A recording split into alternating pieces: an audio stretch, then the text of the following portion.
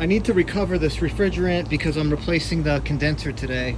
However, the nearest power outlet is about 200 feet away. So this is where a cheater cord can come in handy. And I'm going to show you how I use this to steal power from the disconnect of the unit I'm working on. The disconnect right now is pulled out. Here's our AC whip, and we have no power. I'm double checking with the meter. No power at all. No beep, no nothing. On each leg is the same. It's completely dead.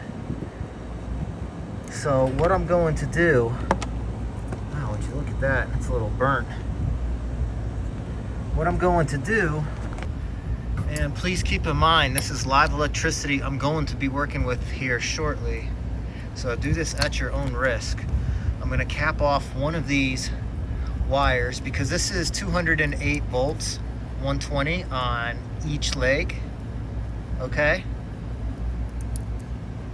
I'm going to take my cheater cord right here, clamp one onto one of the onto the other 120 volt leg that I did not cut. I'm going to clamp this neutral one to the ground, and then this to the ground of the unit. Now I wish I did have a neutral up here, but I do not. So this is what I got to do, and I'm just going to go ahead and wrap this with electrical tape. And I've got both those wrapped with electrical tape just for some extra protection. I normally wouldn't do that, just trying to be safe for the video. Then I can reinstall my disconnect. Now that our disconnect is in, we should have power to this whip.